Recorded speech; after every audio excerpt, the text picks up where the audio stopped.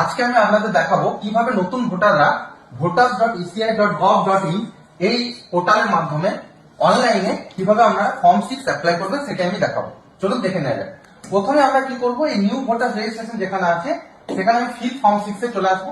Feel form 6 এ চলে এলে আমি কি কি করতে হবে সেটা আমি একটা সিনোপসিস এখানে আমি দেখে নিচ্ছি। প্রথমে আমাদের ডিস্ট্রিক্ট, এসটি এবং স্টেটের নাম সিলেক্ট করতে হবে, তারপর আমাদের পার্সোনাল ডিটেইলসটা দিতে হবে, রিলেটিভ ডিটেইলস দিতে হবে, মানে বাবা মা ডিটেইলস দিতে হবে, কন্ট্যাক্ট নাম্বার ডিটেইলস দিতে হবে, মানে মোবাইল নাম্বার, ইমেল আইডি এগুলো দিতে হবে, আধারের ডিটেইলস দিতে হবে, জেন্ডার দিতে হবে, মানে মেল না ফিমেল না আদার্স, ডেট অফ বার্থের ডিটেইলসটা দিতে হবে, আমার জন্ম তারিখের ডিটেইলস এখানে লাগবে, অ্যাড্রেস মানে কোন ঠিকানায় বর্তমানে থাকি সেই অ্যাড্রেসটা লাগবে, ডিসেবিলিটি ডিটেইলস মানে যদি কারো প্রতিবন্ধকতা থাকে তাহলে সেটা দেবো, না থাকলে দেবো না। নেক্সট ফ্যামিলি মেম্বার ডিটেইলসটা দেবো না। ডিক্লারেশনের ক্যাপটা দিয়ে প্রিভিউ এন্ড সাবমিট আছে, এই প্রিভিউ এন্ড সাবমিটে গিয়ে আমি ফর্মটাকে, এই যে প্রিভিউ এন্ড সাবমিটে গিয়ে ফর্মটাকে ফিল আপ করবো। এই ক্ষেত্রে বলে রাখি, আমি যখন প্রিভিউ এন্ড সাবমিট করতে যাব তখন আমাকে অবশ্যই এই যে আধার কার্ডের সঙ্গে মোবাইল নাম্বারের লিঙ্ক থাকতে হবে। এখন এখানে পরিষ্কার দেখুন স্টার মার্ক দিয়ে লেখা আছে যে আধারের সঙ্গে মোবাইল নাম্বার লিঙ্ক না থাকলে আমি এখানে অ্যাপ্লাই করতে পারবো না। কারণ হচ্ছে আমি যখন প্রিভিউ এন্ড সাবমিট করতে যাব তখন আমাকে কি করতে হবে, ই সাইন দরকার।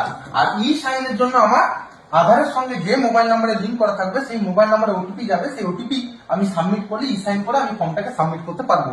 তাহলে প্রথমে বলে রাখি যে যদি আধারের সঙ্গে মোবাইল নাম্বার লিঙ্ক না থাকে তাহলে আপনারা অনলাইনে ফর্ম ফিল আপ করতে পারবেন না। সেই ক্ষেত্রে আপনাদেরকে বিএলওর কাছে অফলাইনে আপনাদের ফর্মটি জমা দিতে হবে। তা চলুন এবার প্রসিডিওরটা দেখে নিই আমি কিভাবে ফর্মটা ফিল আপ করবো। দেখুন প্রথমে যেমন বলেছিলাম যে এখানে আপনাদের স্টেট সিলেক্ট করতে হবে, আমি প্রথমে স্টেট সিলেক্ট করে নিলাম। সেম ভাবে একটা ডিস্ট্রিক্ট সিলেক্ট করতে হবে, সাপোজ আলিপুরদুয়ার ডিস্ট্রিক্ট। একটা এসি সিলেক্ট করুন, এসি সাপোজ আমি নিলাম ফালাকাটা। এরপর এটা সিলেক্ট করার পরে দেখুন আমার এখানে দিচ্ছে নিউ ইলেক্টর আর ইলেক্টর ইন নিডল বিফোর এসআই 2026, তাহলে আমি দিলাম নিউ ইলেক্টর।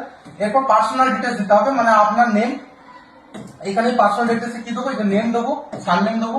এইখানটা খুব ইম্পর্টেন্ট, এখানে আপনার যখন এখানে আপনার ছবিটা আপলোড করতে হবে, যখন ছবি আপলোড করতে হবে মাথায় রাখবেন যে 2 MB বেশি যেন ছবি সাইজ যেন না হয়ে যায়, এবং অবশ্যই যেন জেপিজি বা জেপিইজি ফরম্যাটে যেন থাকে।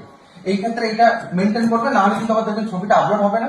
নেক্সট আমি পরের পোর্শনে চলে আসবো। পরের পোর্শনে দেখো রিলেটিভ ডিটেলস কি আছে, সেখানে আমি রিলেটিভ ডিটেলস এর নাম, তাদের সারনেম, মায়ের সঙ্গে না বাবার সঙ্গে আমি রিলেটিভ ডিটেলস চাইছি সেটা দিয়ে দেবো। যদি ধরুন বিবাহিত মহিলা হয় তাহলে আমি হাজবেন্ডের ডিটেলস দেবো। এইভাবে আমি রিলেটিভ ডিটেলস এখানে দেবো। নেক্সট চলে আসবো কন্ট্যাক্ট ডিটেলসে। কন্ট্যাক্ট ডিটেলসে যাওয়ার পরে দেখুন এখানে মোবাইল নাম্বার দিয়ে দেবো সেলফ, আর এইখানে মোবাইল নাম্বারটা আমি পুট করবো। সেলফ দেখার পর ইমেল আইডি আমি সেলফ লিখবো, সেলফ দেখার পর এখানে ইমেল আইডিটা আমি দিয়ে দেবো।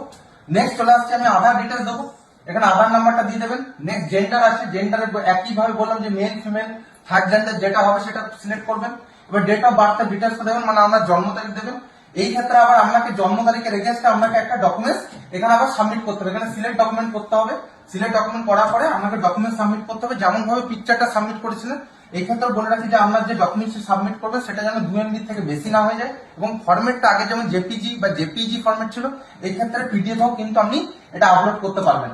নেক্সট এবার চলে আসি, বর্তমানে যেখানে আছেন সেই অ্যাড্রেসটা দেবেন। নর্মাল অ্যাড্রেস, কোথায় আছেন তার পোস্ট অফিস, তার পিনকোড, তার ভিলেজ পুরোটা দিলেন।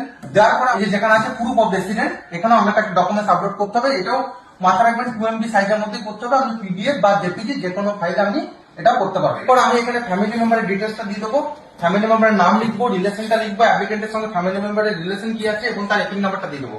আমি মেইন জায়গাটা আপনাদের দেখাবো যেটা নিয়ে অনেকে কনফিউশন, অ্যানেক্সার 4 বা ডিক্লারেশন ফর্ম। এই যে ডিক্লারেশন ফর্মের এই জায়গায় যখন আমি উপরটা ফিল আপ করবেন অটোমেটিক্যালি আপনার এখানে অ্যাপ্লিকেন্ট নেম, মোবাইল নাম্বার এটা চলে আসবে, অ্যাড্রেসটা চলে আসবে।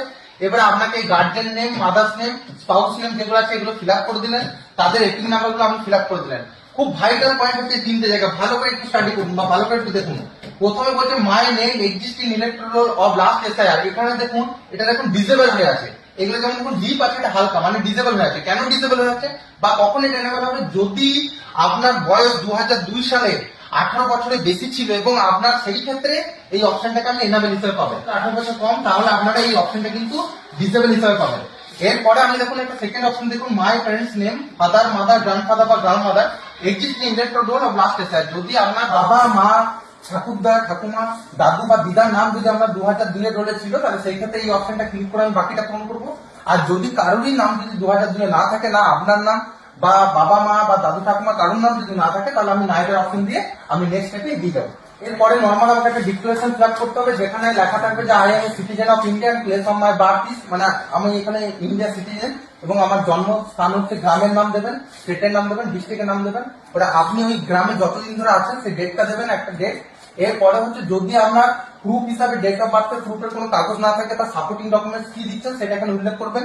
আর যদি সাপোর্টিং ডকুমেন্টস ছাড়া এমনি নর্মালি দিয়ে থাকেন তাহলে কিছু উল্লেখ করার দরকার নেই। এবার একটা খুব ইম্পর্টেন্ট পয়েন্ট, যেরকম 5 নম্বর পয়েন্টে একদম পরিষ্কার বলা আছে যে যদি আপনি আপনার কোনো ভুল তথ্য আপনি ইলেকশন কমিশনকে দিয়ে থাকেন তাহলে আপনার সেকশন 31-এ আপনার শাস্তি হতে পারে। কি শাস্তি? না 1 বছর জেল এবং ফাইন হতে পারে, অথবা 1 বছর জেল অথবা ফাইন হতে পারে, যে কোনো একটা। এরপর আপনি কি করবেন, এখানে প্লেস দেবেন, ও নেক্সট করলে একটা ক্যাপচা দিতে হবে। ক্যাপচা করলে প্রিভিউ সাবমিট করতে হবে, যেটা আমি আগেই বলেছিলাম, যেখানে ই সাইন একটা অপশন আসবে, যেটা এখানে লেখা আছে। ই সাইনের জন্য আধারের সঙ্গে মোবাইল নাম্বার লিঙ্ক থাকে, ওটিপি যাবে, সেই ওটিপি সাবমিট করলে আপনার ফর্মটি পুরো সাবমিট